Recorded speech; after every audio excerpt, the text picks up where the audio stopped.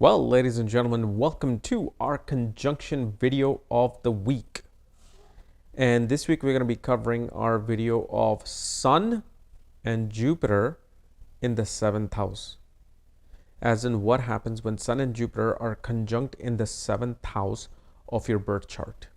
And as always, if you do not know if you have this particular conjunction, what sign it's in, what nakshatra it's in, all the other astrological details, for that check out the links here. Check out my full astrological report, including my books, consultations, and link to my academy, Vedic Astrology Academy, where I have a new podcast, which I'm sure you guys know about, where I actually just today also uploaded a video on matchmaking and some of the remedies for marriage. And then tomorrow I'm going to be uploading, tomorrow or the 20th, whenever the 20th is, my video on Sastyamsha chart.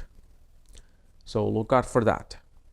So anyway, let's start with our video of Sun and Jupiter conjunction. So this particular conjunction, this is going to bring about a lot of dharma, okay? Lot of dharma towards marriage, partnership, unionship. And what do I mean by dharma? Well, this is going to be a bit of a different type of dharma. This is like you're going to be forced to give your duty in the marriage without looking for anything in return. So many a times you will see people, they want to impress their spouse. They want to impress their partner. They want to make them happy because they know when they make them happy, they may get something in return. And here it shows that whether you get happiness or not, your dharma is to serve the marriage. That's number one.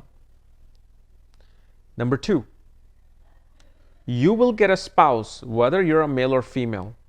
With Jupiter and Sun in the 7th house, you will get a spouse whom you're going to have to seek advice from in order to run the pace of marriage.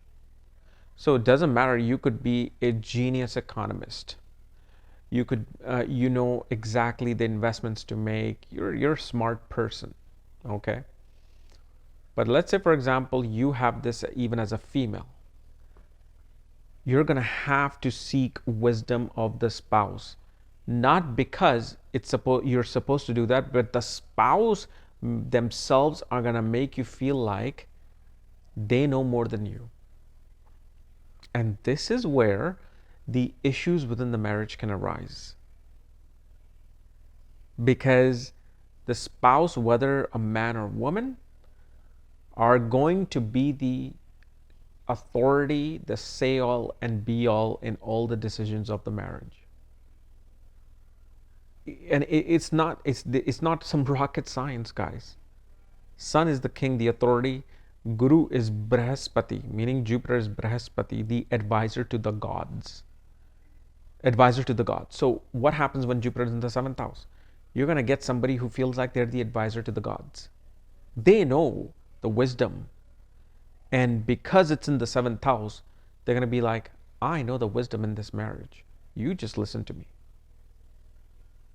So definitely this can create issues in the marriage, because as much as people will have this preconceived notion that, well, Jupiter and Sun, best friends, in the 7th house, prosperity and fame.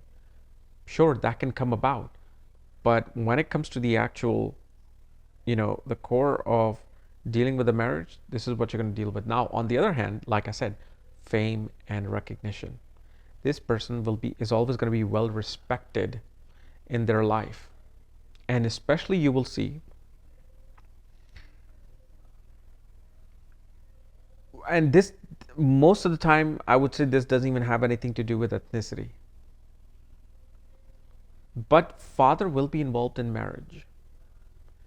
And depending upon how Jupiter and Sun are, the type of placement they're in, the sign placement and the aspect, actually seeking advice of the father related to marriage can be very beneficial. You can, so instead of you being with somebody who will always try to give you wisdom, if you seek father's advice, show me the person that I'm supposed to marry, they will take you to the person whose advice will actually benefit you, whose advice you will actually love listening to. But it can work completely against if there is some form of, you know, uh, harsh aspects being created, some yoga being created, like for example, Sakatta yoga being created, then seeking the advice may not be the best. And you will see that such a person rises in life. So whenever your father finds rise in their life, you will find rise in your life. And naturally, birth of children is pretty much like a magnet for fame with this position. Because seventh house is fame, seventh house represents the masses. Sun is the original lord of children.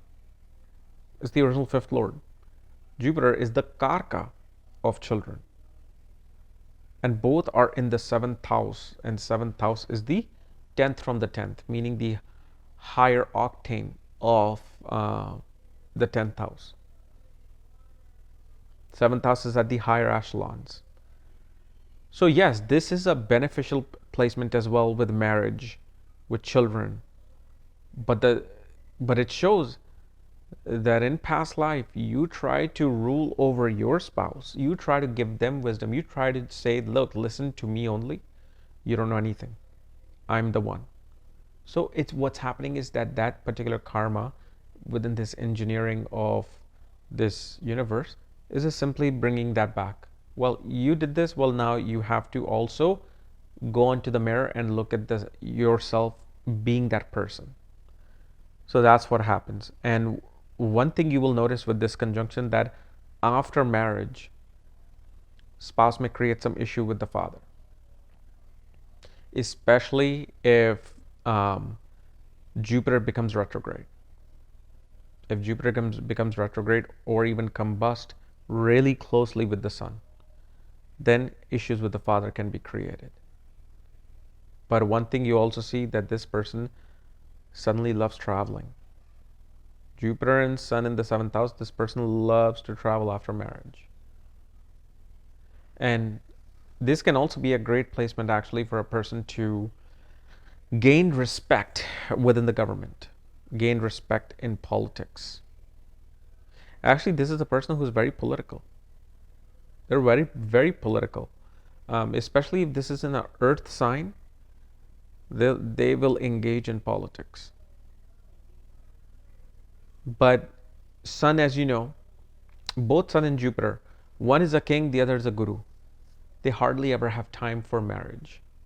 And so what problem that occurs here is that a person cannot find time for marriage. They're always time for their work.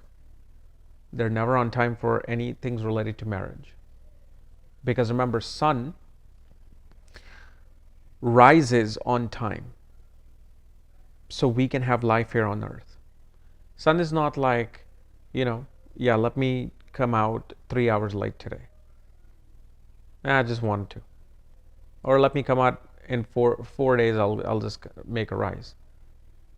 It's impossible. Sun is a very punctual graha because it's the luminary. Every planet is, punctual.